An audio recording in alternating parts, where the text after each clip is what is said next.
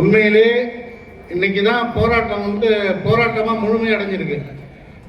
இதுவே நமக்கு பெரிய வெற்றி. இன்னைக்கு குறுகிய காலத்தில் நம்ம வெற்றி இலக்கை தொடுவோம் என்பதனை உங்களிடையே இந்த நேரத்தில் கூறிக்கொண்டு, எல்லாரும் சொன்ன கோரிக்கையெல்லாம் பேசிக்கிட்டு பசி நேரத்தில் உங்களை வாட்ட விரும்பல.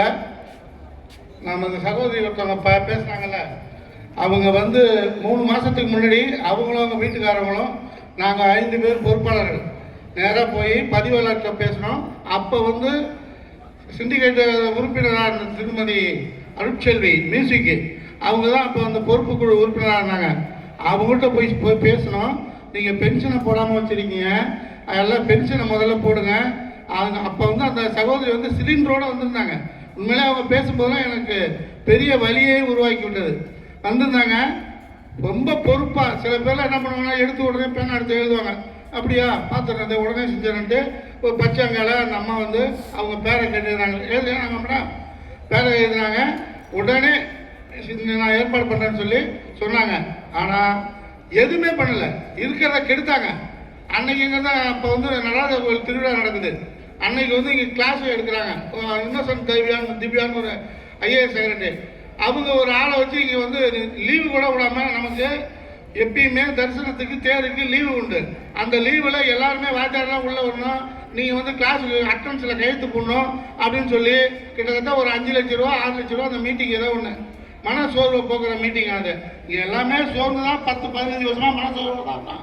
அதை போக்குறதுக்கான வழியே இல்லை. அந்த மனசோர்வை போக்குறதுக்கு எல்லாரும் போய் கையெழுத்து போட்டுருந்தாங்க. ஆசிரியர்கள் உட்பட அதிகாரிகள் நம்ம நாட்டு டீச்சிங் ஸ்டாஃப் உட்பட போய் கையெழுத்து போட்டு ஒரு 5 லட்ச ரூபா 7 லட்ச ரூபா செலவு பண்ணாங்க அந்த மீட்டிங். அதனால் என்ன பிரயோஜனம்? எதுவுமே கிடையாது.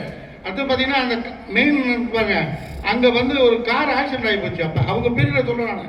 அது என்ன பண்ணால் அந்த கார் யாருன்னு தெரியல, நேராக அந்த காம்பவுண்டை இடிச்சுட்டு போயிட்டான்.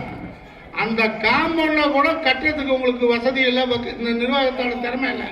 5 லட்ச ரூபா 8 லட்ச ரூபா செலவு பண்ணி நீங்கள் மீட்டிங் நடத்துறீங்க. அதை கூட நாங்கள் போய் கேட்டோம், இந்த மாதிரி பண்ணியிருக்கீங்களே, அதை முதல்ல கட்டினா என்னான்னு கேட்டோம். ஆனால் இப்போ நம்ம அறுவடை நம்பி ஐயா அவர்கள் அந்த முதல் வேலையாக நான் சொந்த செலவுலையாக நான் கட்டிடுறேன்னு சொல்லி அந்த இதுக்கு காம்பவுண்ட் வச்சாங்க.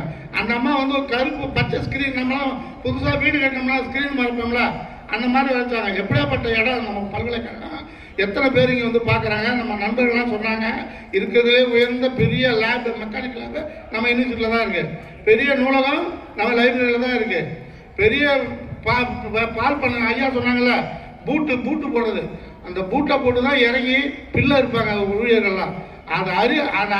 சாக்கடையில் காலக்கூடாது, பூட்டு தான் கேட்டாங்க. அதையும் உங்களுக்கு வாங்கி கொடுக்கல. நாங்கள் போராடி எண்ணெய் நிறுத்து எண்ணெய், சோப்பு, பூட்டு எல்லாத்தையும் பெற்றுக் கொடுத்தோம் என்பதை இந்த நேரத்தில் நாங்கள் ஐயா நினைப்பு கொடுத்தனால எனக்கு அந்த நினைப்பு சொல்கிறோம். ஏன்னா போராட்டங்கிறது அப்படி தான் போராடணும். ஒன்று எல்லாத்தையும் வச்சுக்கிட்டு நான் அதை செய்ய போகிறேன், இதை செய்ய போகிறேன், எதுவும் நீங்கள் செய்ய வேணாம். நான் தான் அன்னைக்கே சொல்கிறேன், பாதிக்கப்பட்ட 17 மாதமாக பாதிக்கப்பட்ட டீச்சிங் நான் டீச்சிங்கு முதல்ல பென்ஷனை போடுங்க. மற்றெல்லாம் நீங்கள் போடுங்க, மற்றெல்லாம் அப்புறம் பாருங்கள், என்ன வேணாலும் எடுக்கலாம். நான் பாதிக்கப்பட்ட சகோதர சகோதரிகளுக்கு முதல்ல பென்ஷனை போடுங்க, அதுதான் நமக்கு முக்கியம். ஏன்னா அந்த சகோதரி சொன்னாங்களே பிபிஓ புக்கு, அந்த புக்கை வச்சா சாரு டீசெண்டாக சொன்னாங்க. நான் சொல்கிறேன், அதை வச்சு இந்தியன் மக்களை கடை வாங்கலாம். அந்த பிபி ஆர்டர் தான் கேட்பான், இந்தியன் மக்களை கடை கொடுப்பான். நீ தான் பணம் கொடுக்க மாட்டேங்கிற, கொடுக்குறவனையும் கெடுக்கிற. பணம் நீ கொடுக்க மாட்டேங்கிற, நிர்வாகம் கொடுக்கல. நீ அந்த 6 புக்கை கடைசி கட்டமாக பென்ஷன் கூடாத, எங்களுக்கு அந்த புக்கை கொடுத்து கேவலமாக கேட்குற நிலைமைக்கு நாங்கள் வந்துடும். அதனால் என்ன பிரச்சனை இருந்தாலும் சரி, இன்னைக்குள்ள நாளைக்குள்ள இந்த முதல் வேலையாக இந்த பென்ஷனை நீங்கள் போடணும். அதற்கான போராட்டத்தை தான் நாங்கள் கையில் எடுத்திருக்கோம். அந்த போராட்டத்தால் நாங்கள் எப்போ சோர்வடைய மாட்டோம். இன்னைக்கு எப்படி வலுப்பெற்றுதோ இதை விட இன்னும் அடுத்த 4 மடங்கு வலிபெறும், இன்னும் போவோம். ஏன்னா தேவையான பிரச்சனைகளை நீங்களும் உருவாக்கிக்கிறீங்க. நான் திருப்தி நான் நனைஞ்சு சொல்லுறேன்னு சொல்லுவாங்களா, அந்த கதையை உருவாக்காதீங்க. சீக்கிரம் ஒன்று தீக்க பாருங்க. ஏன்னா இந்த பேச்சுவார்த்தை மூலமா நாங்கள் போகும்போது போகிறோம், போயிட்டு இல்லை 1 வாரம் எங்களுக்கு டைம் கொடுங்க சார். நம்ம நண்பர் சொன்ன மாதிரி சிங்கார வேலை ரூமில் தான் மீட்டிங் நடக்கும், எங்களுக்கு 1 வாரம் டைம் கொடுங்க அப்படின்னாங்க. 1 வாரம் டைம் கொடுத்தா எப்படி எல்லாம் வெளில உட்காந்துருக்காங்களா, அவங்கள்ட்ட நீங்கள் சொல்லுங்கள். நாங்கள் எப்படி சொல்கிறது, உங்களை நம்பி தானே அவங்க வந்திருக்காங்க, நீங்கள் போய் சொல்லுங்கள் அப்படின்னு. நான் சொன்னேன், எங்களை நம்பி தான் வந்திருக்காங்க, இப்போ வர சொன்னால் வந்துட்டாங்க. போன ஃபஸ்ட்டு டைம் நாங்கள் சொல்லவே இல்லை, எல்லா ஓய்வு வாங்குறவங்களாம் வந்துட்டாங்க. அடுத்த டைம் வாங்கன்னு சொன்னால் நாங்கள் உங்களை வர சொல்லிட்டோம், போய் அடுத்த வாரம் உட்காந்துருக்கோம். அடுத்த வாரம் உட்காந்தா எங்களுக்கு இன்னும் ஒரு வாரம் டைம் கொடுங்க. அப்போ தான் என்ன பண்ணுறாங்க, டிடியை கூப்பிட்றாங்க, எஃப்ஓ குரூப்பை கூப்பிட்றாங்க, இந்த விசிஐ குரூப் கூப்பிட்றாரு, சிங்காரவன் நாங்கள் உட்காந்துருக்காங்க, எல்லாம் உட்காந்து டிஸ்கஸ் பண்ணாங்க. நான் உட்காந்துக்கிட்டு எங்களெல்லாம் உள்ளே உட்கார வச்சுக்கிட்டு இவங்க டிஸ்கஸ் பண்ணுறாங்க, என்ன செய்யணும், என்ன பண்ணுங்க, இது பண்ணலான்ட்டு. எங்களுக்கு நாங்களும் பொறுத்து பார்த்தோம். 1 மணி நேரம் 1.5 மணி நேரம் உள்ளே உட்காந்துருந்தோம். மக்கள்லாம் வெளியில் உட்காந்துருக்காங்க, பென்ஷன்ஸ்லாம். அது இல்லாத நம்ம சகோதரர்கள்லாம் வந்துட்டாங்க.